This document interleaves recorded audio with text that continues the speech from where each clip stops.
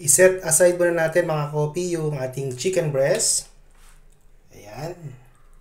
And then itong chicken broth, huwag natin itapon kasi pwede pa natin itong gamitin mamaya.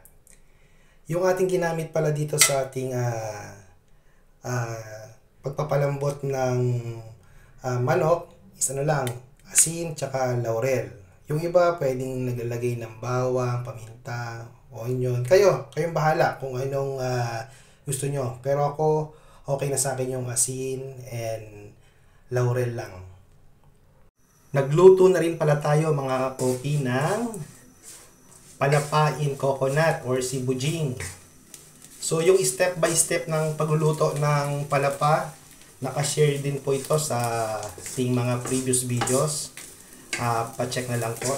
Ihahalo natin ito mamaya sa ating kajikit.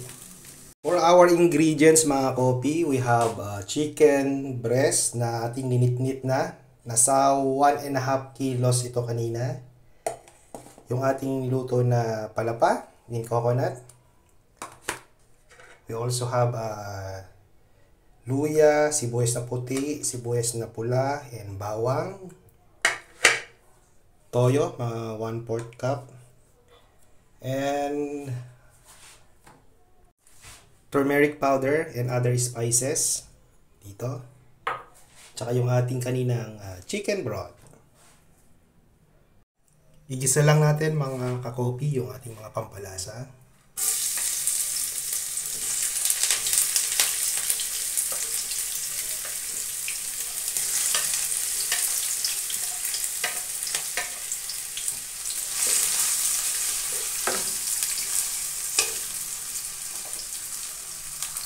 Next, yung chicken, isa natin sa spices.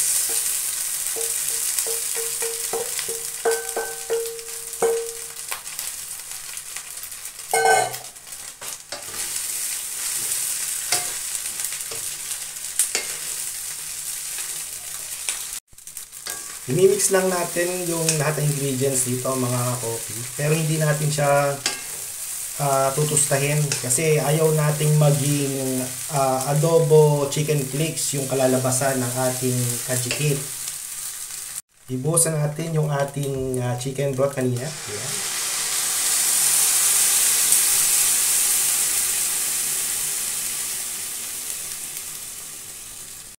Turmeric powder.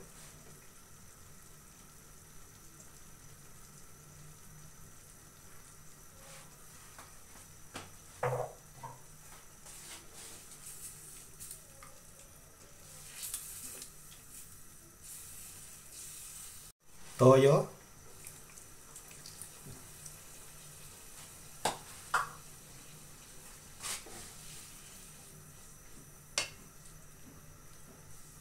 And yung ating palapa in coconut. Hindi na tayo magdadagdag ng sili mga kopi or paminta. Kasi yung ating palapa, I'm telling you, extreme, super duper extreme, na yung pagkaanghang niya.